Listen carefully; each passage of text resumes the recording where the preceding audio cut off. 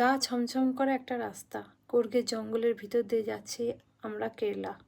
মোবাইলে জঙ্গলের সামনেটা যতটা আলোকিত লাগছে, জঙ্গল তার থেকে বেশি ছিল অন্ধকার।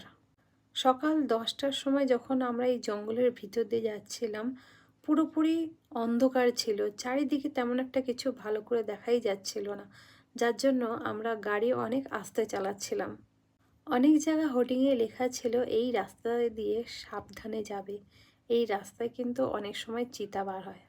তো আমরা যখন কুর্গের জঙ্গল থেকে বার হলাম, এত সুন্দর যে একটা দৃশ্য দেখতে পাবো এটা কল্পনাও করিনি। তবে আমরা গেছিলাম কেরালার একটা ফেমাস জায়গা কটিয়ুর টেম্পলে।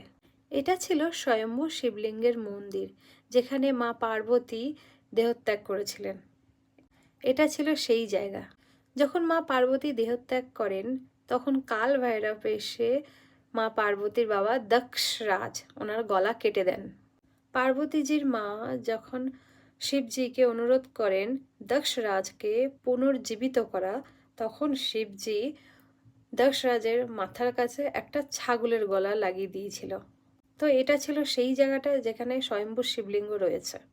এখানে দেখলাম ওয়েদারটা এতটাই ভালো, গাছে গাছে অর্কিড ঝুলে আছে। আমি তো একটা অর্কিড বাড়িতেও নিয়ে এসেছিলাম।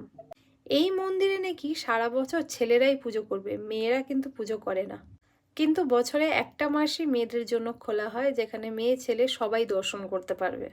আর এই যে নদীটা তোমরা দেখতে পাচ্ছ, এখানে যে পাথরগুলো রয়েছে, পাথরে পাথরে ঘষা লেগে একটা চন্দন ওরা তৈরি করছে, যেই চন্দনটা সবাই কপালে লাগাচ্ছে। তো আমিও দুটো পাথর নিয়ে এসেছিলাম ওখান থেকে। এই যে দোকানে দেখছো সাদা সাদা কিছু ঝুলিয়ে আছে, খুব বিক্রি হচ্ছে, ওটা নাকি শিবের জটা বলে, ওখানকার লোকের কাছ থেকে যা জানলাম। ওইগুলো নাকি বাড়ি নিয়ে এসে রাখা নাকি শুভ।